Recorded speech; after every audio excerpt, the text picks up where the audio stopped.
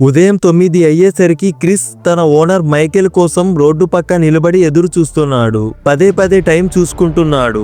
ఎంతసేపటికి మైకేల్ రాకపోయేసరికి ఇదేంటి 9 కల్లా క్రిస్టియన్స్ బర్గ్ లో డెలివరీకి బయలుదేరదామన్న మనిషి ఇంకా రాలేదు, ఇల్లు దగ్గరే కదా వెళ్లి చూద్దాం అనుకుని మైకేల్ ఇంటి వైపు అడుగులేశాడు క్రిస్ వెళ్లేసరికి మైకేల్ ఇంటి తలుపులు తెరిచే ఉన్నాయి. హాల్లో కాస్త దూరంలో సోఫాలో నిద్రపోతున్నట్లు కనిపించిన తన ఓనర్ ని మొదట సార్ అని బయట నుంచే పిలిచాడు. ఎంత పిలిచినా ఇంట్లో ఎవరూ పలకపోయేసరికి దగ్గరకు వెళ్లి లేపుదామన్నట్లు ఇంటి లోపలికి అడుగులేశాడు. సోఫా దగ్గరకు వెళ్లేసరికి మైకేల్ ప్రాణాలతో లేడు. అతడి నుదుటిపైన తుపాకీతో కాల్చిన గాయం క్రిస్ ని గజగజ వణికించింది. పైగా ఇల్లంతా ఆవాహించిన నిశ్శబ్దం అతడిని మరింత భయపెట్టింది. వెంటనే బయటకు పరుగు తీసి పోలీసులకు సమాచారం అందించాడు. క్రైమ్ టైమ్స్ చుట్టి ఇల్లంతా తమ ఆధీనంలోకి తెచ్చుకున్న పోలీసులు ఆ ఇంట్లో మైకేల్ మృతదేహంతో పాటు మరో శవాన్ని గుర్తించారు. అది మైకేల్ భార్య మేరీది. ఆమెను కూడా పైన బెడ్రూమ్ లో నిద్రలో ఉండగానే ఎవరో కాల్చి చంపేశారు.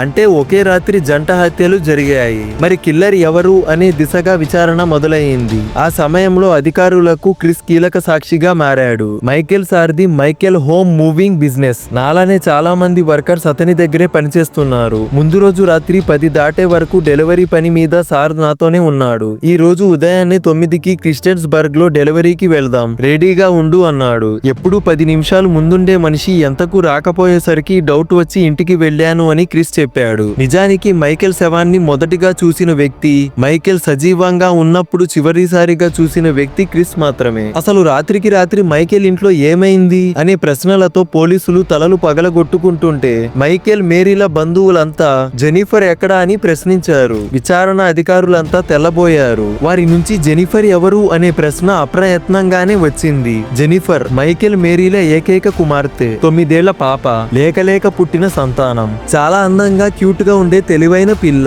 జంట హత్యల తర్వాత పాప కనిపించడం లేదంటే కిల్లర్ టార్గెట్ జెనిఫర్ ని ఎత్తుకెళ్లడమేనా అనే ప్రశ్న అందరిలోనూ తలెత్తింది. నిజానికి ఆ రాత్రి మైకేల్ 10 దాటాక ఇంటికి వెళ్లాడని క్రిస్ చెప్పాడు. అదే రాత్రి 10:30కు మేరీ డిన్నర్ ఐటమ్స్ కొని ఇంటికి తీసుకెళ్లిందని ఇంటి సమీపంలోని ఫాస్ట్ ఫుడ్ దుకాణదారుడు చెప్పాడు. సాధారణంగా రాత్రి సమయంలో తన గురక కారణంగా మేరీ నిద్ర చెడగొట్టకూడదని చాలా సార్లు అదే సోఫాలో నిద్రపోతుంటాడట మైకేల్. పైన బెడ్రూమ్ లో మేరీ నిద్రపోతుంది. ఆ రాత్రి అదే జరిగినట్లుందని క్లారిటీ ఇచ్చింది మేరీ సోదరి. ఇంట్లో అంతా నిద్రపోయాక దుండగుడు మైకేల్ మేరీలను చాలా సులభంగా చంపి పాపను ఎత్తుకెళ్లిపోయాడనేది అప్పటికే స్పష్టమైంది. అంటే బహుశా ఆ కిల్లర్ ఆ ఇంటికి అతిథిగా వచ్చి ఉంటాడా, ఆ దంపతులకు సుపరిచితుడేనా, ఇలా చాలా అనుమానాలు తలెత్తాయి. మైకేల్ ఇంటి సమీపంలో ఆ రాత్రి ఎప్పుడూ చూడని తెల్లటి కారు ఒకటి చూశామని కొందరు సాక్ష్యం చెప్పారు. అదే తెల్లటి కారులో మరునాడు తెల్లవారుజామున 40 ఏళ్ల అపరిచిత వ్యక్తి వెళ్లడం చూశామని మరికొందరు ఇరుగు పొరుగు వారు చెప్పారు.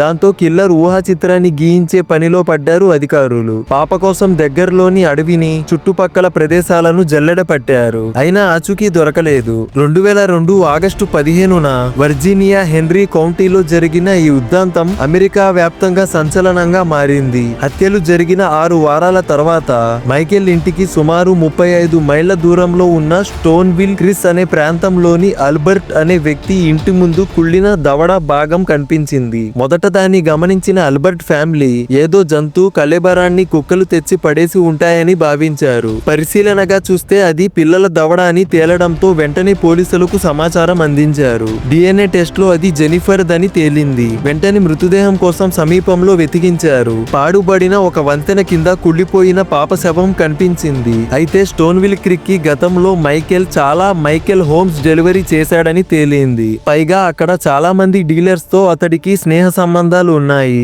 పాప మృతదేహం దొరికిన చోట క్షుణ్ణంగా పరిశోధన చేసినా ఎలాంటి ఆధారము దొరకలేదు. అయితే ఆ విచారణలో గ్యారిసన్ అనే ఒక నేర చరిత్ర కలిగిన వ్యక్తిని అదుపులోకి తీసుకుని విచారించారు. చివరికి సరైన ఆధారాలు లేకపోవడంతో అతన్ని విడిచిపెట్టారు. రాత్రికి రాత్రి ఎవరైనా సీరియల్ కిల్లర్ రహస్యంగా ఇంట్లోకి దూరి ఈ ఘాతకానికి ఒడిగట్టాడా, లేక నిజంగానే ఆ క్రూరుడు పథకం ప్రకారం మైకేల్ ఫ్యామిలీని మోసం చేసి మట్టు పెట్టాడా అనేది తేలలేదు. దాంతో 22 ఏళ్లు గడిచిపోయినా ఈ ఉద్దాంతం నేటికి మిస్టరీగానే మిగిలిపోయింది. ఇలాంటి రియల్ స్టోరీస్ చూడాలి అనుకుంటే వీడియోని లైక్ చేసి ఛానల్ ని సబ్స్క్రైబ్ చేసుకోండి friends. Thank you for watching. Bye.